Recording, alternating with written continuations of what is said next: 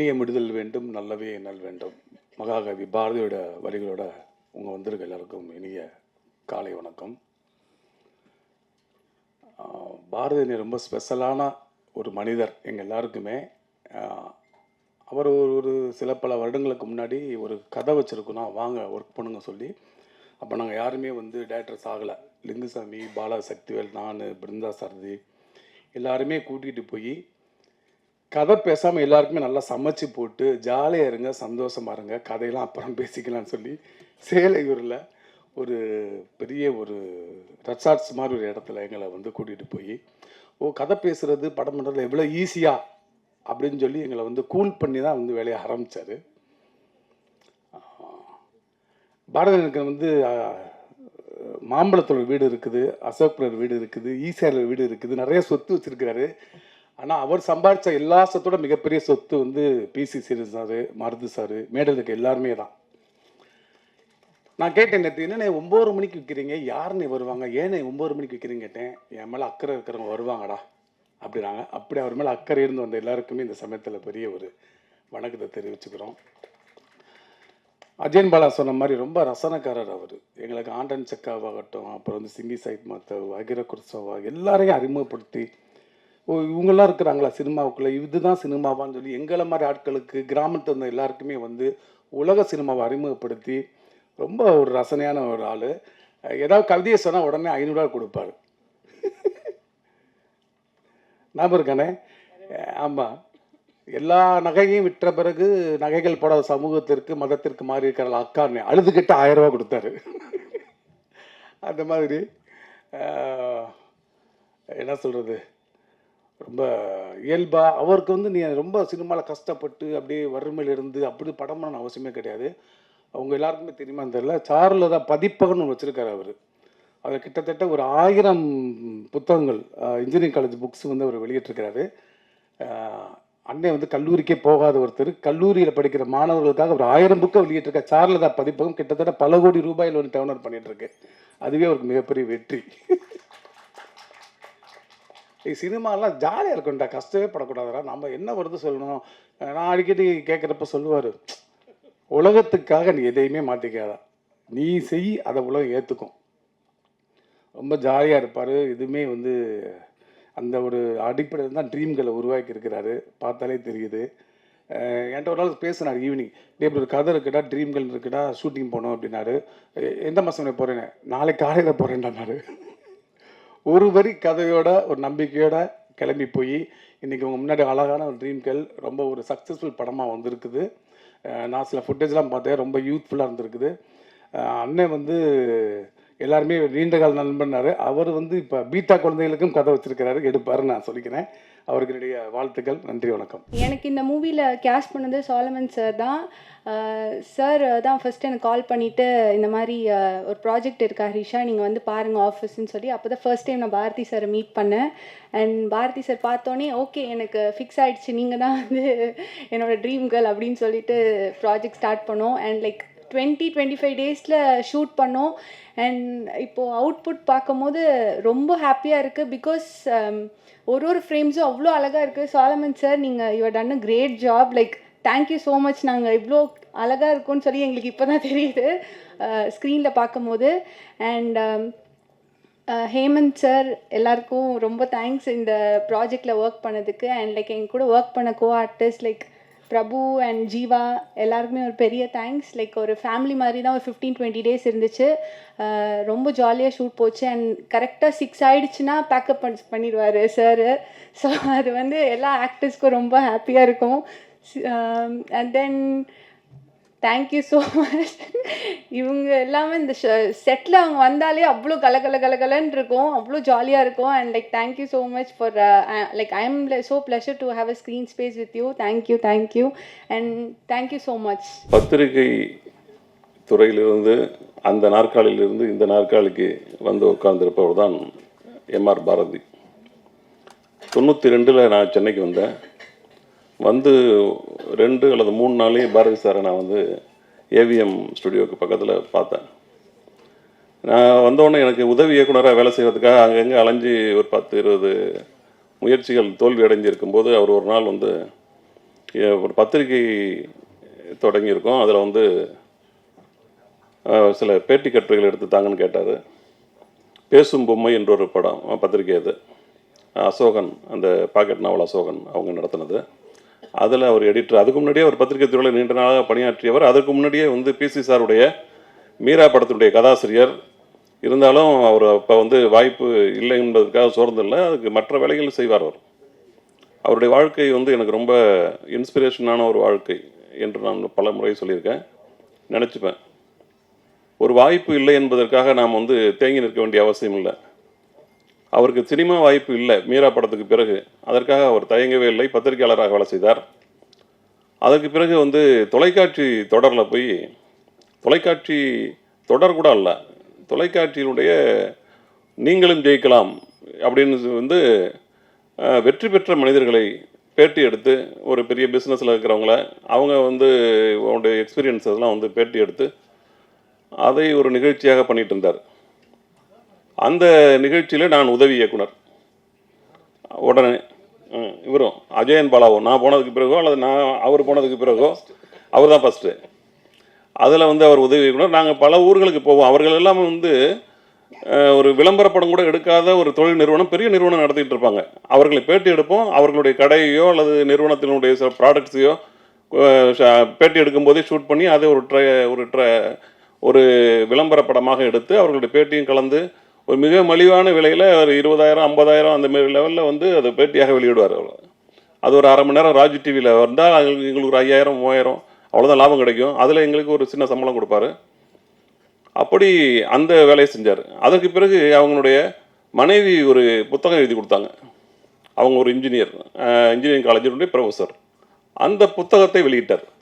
அந்த ஒரு புத்தகத்தை எடுத்துக்கொண்டு நாங்கள் வந்து சென்னையில் இருக்கிற எல்லா இன்ஜினியரிங் காலேஜுக்கும் போயிருக்கோம். 2 வீலர் வச்சுக்கிட்டு ஒரு 10-20 இன்ஜினியரிங் காலேஜஸ்க்கு நல்ல வெயிலில் வேர்க்க போயிட்டு திரும்பி அங்கே போய் அங்கே இருக்கிற அது வந்து அந்த புத்தகத்தை பாடத்திட்டத்தில் வந்து ரெக்கமெண்ட் பண்ணுறதுக்கு அங்கே இருக்கிற ப்ரொஃபஸர்ஸுக்கு அந்த புத்தகத்தை கொடுத்துட்டு வருவார் போய். அப்படி அந்த புத்தகத்தை அவர்கள் படித்து மாணவர்களுக்கு இன்ட்ரடியூஸ் பண்ணும். ஒரே ஒரு புத்தகம். அதுக்கு பிறகு ஒரு காலேஜ்லேயும் சேர்ந்து 30-35 காலேஜில் அது பாடத்திட்டத்துக்குள்ளார சப்டெக், அதாவது ஒரு நான் டீட்டெயில் மாதிரி அது வந்து சப்போர்ட்டிவான டெக்ஸ்ட் புக்காக பயன்படுத்தப்பட்டது. அந்த புத்தகத்துக்கு பிறகு இன்ஜினியரிங் காலேஜினுடைய ப்ரொஃபஸர்ஸ்கிட்ட கான்டாக்ட் எடுத்து அதன் மூலமாக 4-5 புத்தகம் வெளியிட்டார். இன்றைக்கு நந்தா பெரியசாமி சொன்னதை போல் 1000 புத்தகத்துக்கு மேலே சாருலதா பப்ளிகேஷன்ஸில் புத்தகம் வெளியிட்டிருக்காரு. அது இந்தியாவில் இருக்கிற அனைத்து இன்ஜினியரிங் காலேஜ் ஸ்டூடெண்ட்ஸுக்கும் MBA ஸ்டூடெண்ட்ஸுக்கும் பாடத்திட்டத்தில் வைக்கிற அளவுக்கு அது முக்கியமான ஒரு பதிப்பகமாக இன்றைக்கு வளர்ந்துருக்கு. அந்த பதிப்பகத்தினுடைய பெயர் சாருலதா பப்ளிகேஷன்ஸ்.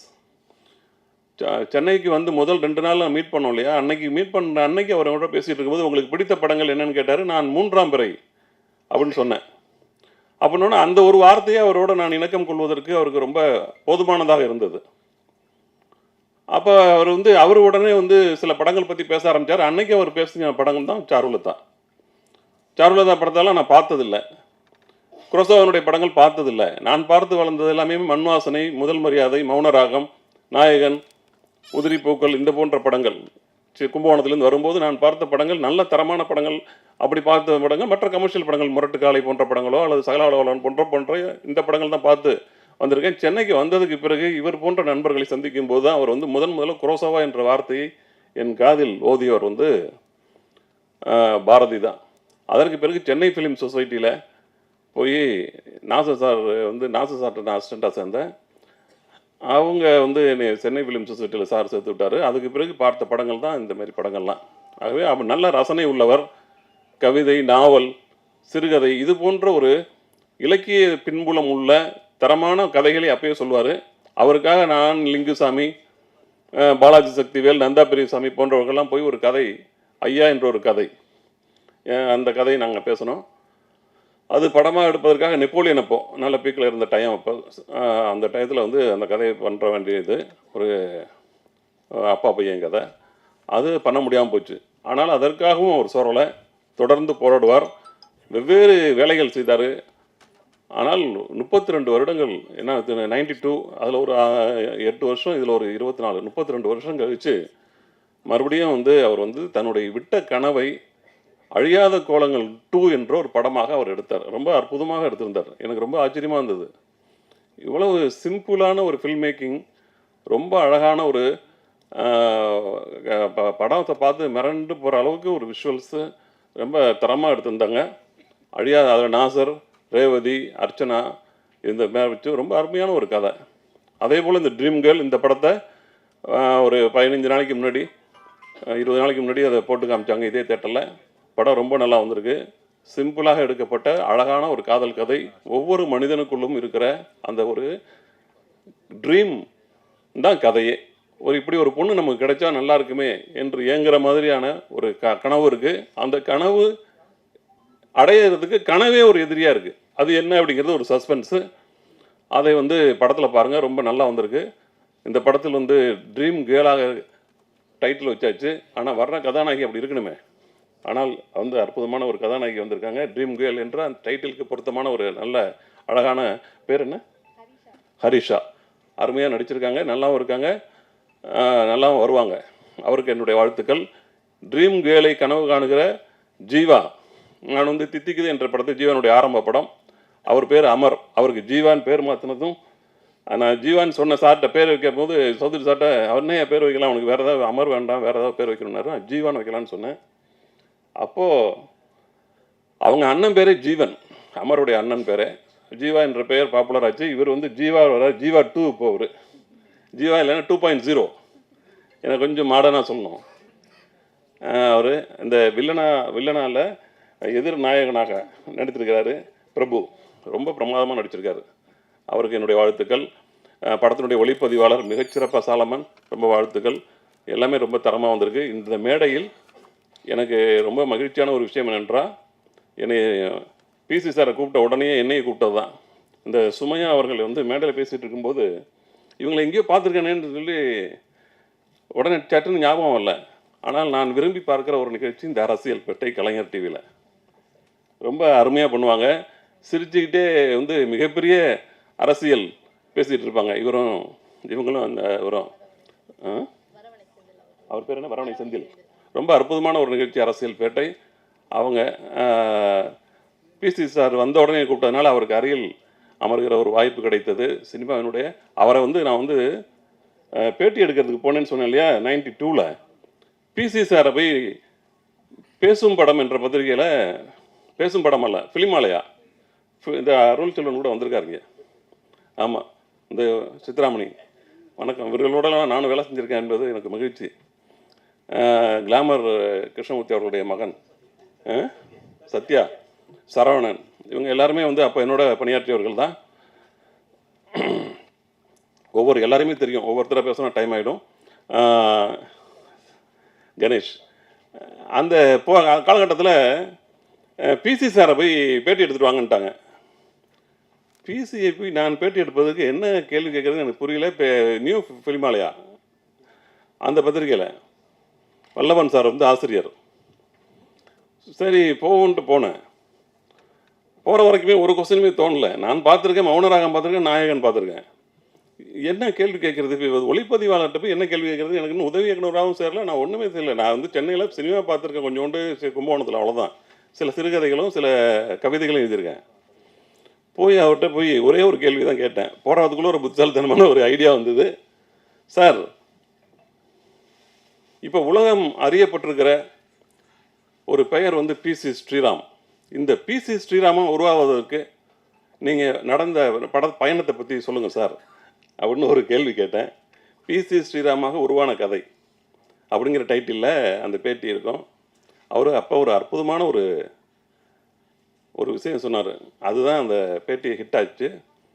அவங்க அவங்க சித்தி ஒரு எழுத்தாளர், மொழிபெயர்ப்பு சிறுகதைகளெல்லாம் இந்திய மொழி சிறுகதைகளெல்லாம் மொழிபெயர்க்கிறவங்க. ஆமாம், சரஸ்வதி ராமநாத். இவர் சின்ன பையனாக இருக்கும்போது அவங்கள சரஸ்வதி ராமநாத் அவங்க வீட்டில் இருக்கும்போது ஹாலில் அவரை தேடி வருகிற எழுத்தாளர்கள்லாம் பேசிகிட்டு இருப்பாங்க. அதையெல்லாம் நான் கவனிச்சிட்டு இருப்பேன். உலக சிறுகதைகள், இந்திய சிறுகதைகள்லாம் பற்றி பேசிகிட்டு இருப்பாங்க. ஒரு முறை அவர்கள் ஜெய கிருஷ்ணமூர்த்தியினுடைய உரைக்கு அடையார் நடக்கும்போது என்னை கூட்டிகிட்டு போனாங்க. அங்கே அவர் பேசுனதில் ஒரு வாசகம் எனக்கு ரொம்ப பிடிச்சிருந்தது. அந்த வாசகம் வேறொன்றும் அல்ல, உன் கண்களால் உலகை பார் என்று அந்த வாசகம் என்னை ரொம்ப கவர்ந்தது. இதுவரை உலகத்தில் எல்லாமே மரம்னு சொல்லுவான், மலைன்னு சொல்லுவாங்க. அவன் பார்வையில் அந்த மலையை பார்த்துருப்பான், மரத்தை பார்த்துருப்பான். ஆனால் அந்த அனுபவத்தை, இந்த மரத்தை நீ பார்க்கும்போதும் அது ஒரு அனுபவமாக மாறுகிறது, மலையை நீ பார்க்கும்போது அனுபவம். அந்த வார்த்தை எனக்கு ரொம்ப பிடிச்சிருந்தது. நான் அதற்கு முன்னாடி ஸ்டில் கேமரா வச்சு நிறைய படம் எடுத்திருக்கேன். ஆனால் இந்த வார்த்தையை கேட்டதற்கு பிறகு நான் பார்த்த மரம் வேறு, நான் பார்த்த மலை வேறு, அதை படம் எடுக்க ஆரம்பித்தேன். அது புதுசாக இருக்குன்னு சொல்லி எல்லாருமே பாராட்டினாங்க. அதுதான் பிசி ஸ்ரீராமாக உருவாவதற்கான ஒரு தொடக்கம் அப்படின்னு சொல்லி ஒரு அற்புதமான ஒரு விஷயத்தை சொல்லியிருந்தார். அந்த விஷயத்தை எழுதினோடனே நிறைய வேலை கொடுத்தார் வல்லபன். நீ வந்து பேட்டி எடுக்கிறதுக்கு தகுதியான ஆள் தான் அப்படின்ட்டு அந்த நினைவு இப்போ வந்தது. அதே போல் மருது சார் வந்து என்னோட தேவதை, என்னோட இல்லை அவரோட நான் வேலை செஞ்சேன். நான் வந்து உதவி இயக்குனர் தேவதை என்ற படத்தில், நாசர் இயக்கிய படத்தில் ஒவ்வொரு முறையும் அவரை சந்திக்கும் போது நாம் ஒரு வகுப்புக்கு போயிட்டு வர்ற மாதிரி உலக சினிமா, உலக ஓவிய உலகம், உலக இசை உலகம், உலக இலக்கிய உலகம், அனைத்து கார்ட்டூன், முக்கியமாக கார்ட்டூனுங்கிறேன், கார்ட்டூனும் கண்டுவேன். அவ்வளவை பற்றியும் பாடமாக தினம் சொல்லிகிட்டே இருப்பார். எங்களை எல்லாம் உருவாக்கியதில் அவருடைய, அதாவது என்னை போல ஒரு நூற்றுக்கணக்கான பேர் இண்டஸ்ட்ரியில் இருக்கிற பல பேரை உருவாக்கியதில் மருது சாருக்கு பங்கு உண்டு. அவர்கள் இடையில் நான் உட்கார்ந்து இருப்பதற்கு நான் மாபெரும் மகிழ்ச்சி அடைகிறேன். இந்த படம் ரொம்ப அற்புதமான ஒரு கனவு உங்களுக்குள்ளர விதைக்கக்கூடிய ஒரு அழகான படம். கனவை அடைவதில் வெற்றி பெற்ற பாரதி எடுத்திருக்கிறார். அவருக்கும் அவருடைய டீமுக்கும் வந்திருக்கிறவங்க அனைவருக்கும் வாழ்த்துக்கள், மகிழ்ச்சி, நன்றி. எனக்கு பாரதி வந்து ஒரு ஆல்மோஸ்ட் 40 அவன் சென்னைக்கு வந்தது காலத்துலேருந்து தெரியும் பாரதியை. எல்லாவற்றையும் விட அதே காலகட்டத்தில் எனக்குலேருந்து அறிமுகமான நண்பர்கள் எல்லோரும் இந்த இந்த இந்த நிகழ்ச்சியில் விழாவில் இருக்கிறாங்க. அதுதான் எனக்கு பெரிய சந்தோஷம். மற்றபடி பாரதிக்கும் பாரதியோடு சேர்ந்து இயங்கி இருக்கிற இந்த குழுவுக்கும் என்னுடைய நல்வாழ்த்தை சொல்லிக் கொள்கிறேன். உங்கள் சார்பாகவும் என்னுடைய சார்பாகவும் நல்வாழ்த்தை சொல்லிக் கொள்கிறேன். நன்றி, வணக்கம். எப்படியோ மேடையில் வந்து மீரா அப்படிங்கிற படத்துலேருந்து இந்த மேடையில் பேச்சு ஸ்டார்ட் ஆச்சு. அந்த மீரா படத்தில் நான் ஒரு உதவி எடிட்டராக நான் வேலை பார்த்த காலத்தில் வந்து பிசி சார் வந்து லெலின் விடிவிஜன் சார்கிட்ட வந்துட்டு போயிட்டுருப்பாங்க. அந்த விஷுவல்ஸை, அந்த ரஷ்ஷை முன்ன பின்ன நான் பார்த்துக்கிட்டே இருந்திருக்கிறேன். அப்படி ஒரு மேதை. ஆக்சுவலாக எப்படி இசைஞானி அவர்களை வந்து நம்ம கொண்டாடுறோமோ அதுக்கு எந்த விதத்திலும் குறைவில்லாத இந்தியாவின் ஒரு மகத்தான ஒளிப்பதிவு மேதைனா வந்து பிசி சாரை சொல்லலாம். பிசார் படங்கள் பார்த்த பிறகு தான் வீடு இவ்வளோ அழகா அப்படின்னு மௌன ராகத்தில் தெரிஞ்சு. அதுக்கு முன்னாடி வரைக்கும் வீடு அழகுன்னு தெரிஞ்சதில்லை. வீடு அவ்வளோ அழகா, ஒரு காட்டன் புடவை அவ்வளோ அழகா அப்படின்னு தெரிஞ்ச படம் வந்து மௌன ராகம். நான் வந்து கமலா தேட்டரில் திருடா படம் பார்த்துட்டு இருந்தேன். அதில் வந்து தீ தீ தித்திக்கும் தீ அப்படின்னு ஒரு பாட்டு. நம்ம ஊரில் இருக்கிற மியூசியம் இவ்வளோ அழகா அப்படின்னு அந்த பாட்டு வர்றப்போ ஒரு கட்டத்தில் அந்த லைட்லாம் ஆஃப் ஆகி திருப்பி ஆன் ஆகும். மொத்த தேட்டரும் கமலா தேட்டரில் கைதட்டி குமிச்சிச்சு. ஒரு வசனத்துக்கு கிடைக்காத கைதட்டு, ஒரு நடிப்பு, எல்லாத்தையும் தாண்டி ஒரு ஒளிப்பதிவுக்கு ஒரு மொத்த திரையரங்கமும் கைதட்டி மகிழ்ந்துச்சுன்னா, வெறும் ஒரு லைட்டில் ஒருத்தன் கவிதை சொல்கிறான், ஒரு மேஜிக் பண்ணுறாருன்னா அந்த பாட்டை வந்து நான் திருப்பி அடுத்த நாள் மறுபடியும் திருடா பார்க்குறேன். அதே இடத்துல கைதட்டு விழுது. ஸோ ஒரு ஒளிப்பதிவுக்கு ஒரு கைதட்டை ஒருத்தர் வாங்கி தந்துட முடியும்னா அதுக்கு பிறகு கூர்மையாக அவர் படங்களை பார்க்க ஆரம்பித்தா, இப்போ நாயகனில் பார்த்தா மெதுவாக நாயகன் வளர வளர வளர வளர ஆஃப் லைட்டில் இருக்க நாயகன் அப்படியே கொஞ்சமாக அவர் மரணமாகிறப்ப ஒரு பிரைட் லைட்டில் இறந்து போவார்.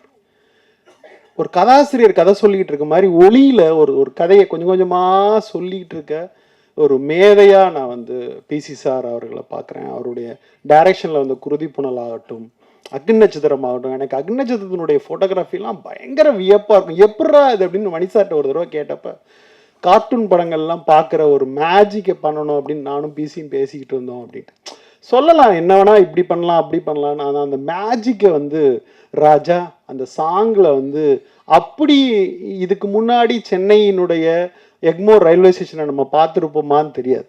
அவ்வளோ அற்புதமாக வீட்டில் இருக்க வெங்கல தட்டு கூட, வெங்கல பானை கூட மின்ற ஒரு அழகை வந்து திரையில காமிச்சவர். அப்போ 35mm வெறும் ப்ராசஸிங், வெறும் ஃபிலிம், வெறும் லேபு, இன்னைக்கு இருக்கிற டிஐ கிடையாது, எதுவும் கிடையாது.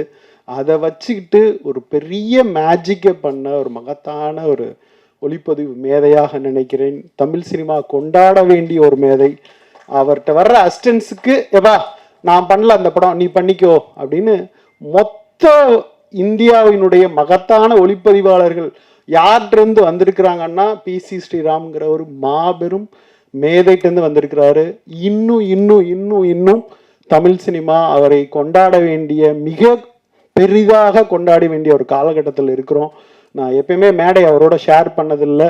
இந்த நேரத்தில் மேடையை நான் அவரோட ஷேர் பண்ணுறதை நினைக்கிறப்போ எனக்கு ரொம்ப மகிழ்ச்சியாக இருக்குது. ஒரு மாபெரும் மேதையின் கரங்களில் தமிழ் சினிமா இன்னமும் மகிழ்ச்சியோடு அந்த விஷுவல்ஸ் அலைபாயுது ஆகட்டும், ஓகே கண்மணி ஆகட்டும், அவர் சீனிக்கம் பண்ணுறப்ப இருந்ததாகட்டும், தேவர் மகனில் கமல் சாரும் அப்படி சிவாஜி சாரும் இருக்கிறப்ப அப்படி பார்த்தா அப்படியே ஒரு பொயட்டிக் பெயிண்டிங் மாதிரி வரைகிறதாகட்டும் அப்படின்னு பிசி சார் இருக்கிற மேடையில் இருப்பதை நினைத்து மிகவும் மகிழ்கிறேன், வணங்குகிறேன். திரையுலகம் அவருக்கு ஒரு மாபெரும் பாராட்டு விழாவை, சரியாக அவர் ஒளிப்பதிவை கொண்டு சேர்க்க வேண்டிய அடுத்த தலைமுறைக்கு செய்கிற வேலை. ஏன்னா இன்னைக்கு வந்து மொபைலில் யார் வேணால் ஃபோட்டோ எடுக்கலாம், யார் வேணால் என்ன செய்யலாம் அப்படின்னு மாறின ஒரு காலத்தில் 80களில் இருந்து அந்த மேஜிக்கை செஞ்சு கொண்டு இருக்கிற ஒருவரை நாம் கொண்டாட வேண்டிய காலத்தில் இருக்கிறோம். விரைவில் அப்படி ஒரு கொண்டாட்டத்திற்கு தமிழ் திரையுலகம் தயாராக வேண்டும் என்கிற ஒரு அன்பு வேண்டுகோளை இந்த மேடையில் நான் வைக்க விரும்புகிறேன். அடுத்து வந்து பல விஷுவல் கம்யூனிகேஷன் காலேஜுக்கு போவேன். அங்கே இருக்கிற முதல்வர்கள்லாம் பார்த்தாங்கன்னா அவங்களுக்கு திரைப்படம் சம்மந்தமாகவோ, கலை சம்மந்தமாகவோ, லிட்ரேச்சர் சம்மந்தமாகவோ எந்த விருப்பமும் இருக்காது. சார் மாதத்துக்கு யாராவது ஒரு விஐபியை கூப்பிட்டு ஒரு மீட்டிங் வைக்கணும் சார் அப்படின்பாங்க. இப்படி தான் எம்ஜிஆர் திரைப்படக் கல்லூரி இருந்த ஒரு காலகட்டத்தில் கலை மீதும் ஓவியம் மீதும் நவீனம் மீதும் மிகப்பெரிய காதல் கொண்ட மருது சார் வந்து திரைப்படக் கல்லூரிக்கு நுழைந்தது என்பது மாபெரும் சாதனை. அங்கே புல் வெட்ட கூட ஆள் இல்லை. இப்போதான் நான் வெளியே கேட்டேன், 10 கோடி ரூபா அவர் வந்த பிறகு எம்ஜிஆர் மெடிக்கல் காலேஜ் திரைப்படக் கல்லூரிக்கு சாங்ஷன் ஆயிருக்கு அப்படின்னு தகவல் சொன்னார்.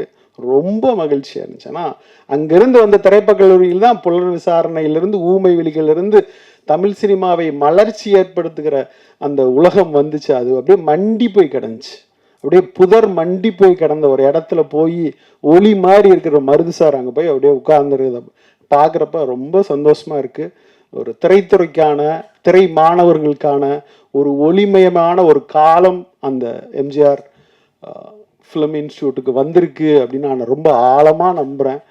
பர்சனலாகவும் என்னுடைய எல்லா படங்கள் சம்மந்தமாகவும் அவர் எப்போவுமே பேசிகிட்டே இருப்பார். எனக்கு அங்காடி திரைப்படத்தினுடைய லோகோ வரைஞ்சி கொடுக்கணும், எளிமையான படம் அப்படின்னு கேட்டேன்.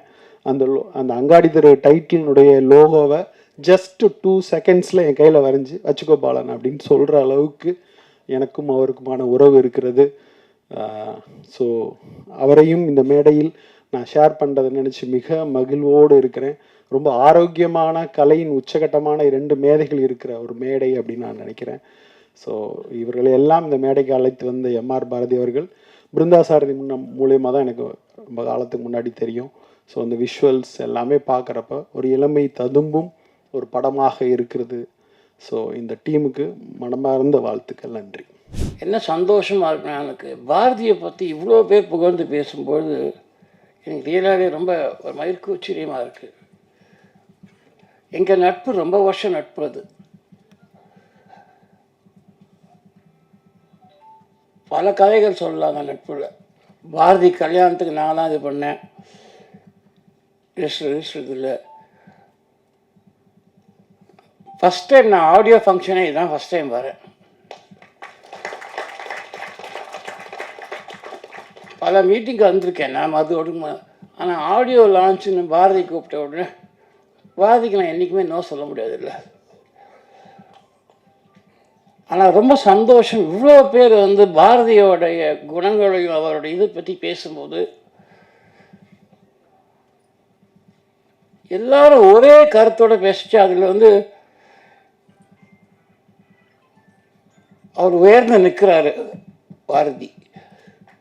அதான் உண்மை. அடுத்த பெரிய பட்ஜெட்லாம் பண்ண வேணாம் பாரதி. 500 கோடி 400 கோடிலாம் ஜோக் பண்ணியிருந்தேன். அதெல்லாம் பண்ணாதீங்க. இந்த படம் நல்லா வரணுன்றது தான் எனக்கு ஆசை. நல்ல இயக்குனராக வந்துட்டிங்கன்னா அப்புறம் உங்கள் பல கதைகள் வச்சுருக்கீங்க. அன்றைக்கி கூட ஒரு கதை சொன்னோம். ஒரு கதையை நான் சும்மா சொல்லி விட்டேன். அவர் கதை திரைக்கதை எழுதிட்டார். அது இன்ட்ரெஸ்டிங்காக பண்ணியிருப்பாருன்னு எனக்கு தெரியும். ஆனால் அது வந்து ரெகுலராக கிடையாது. அது பாருங்கள். அது அடுத்தது என்ன எடுக்க போகிறீங்க?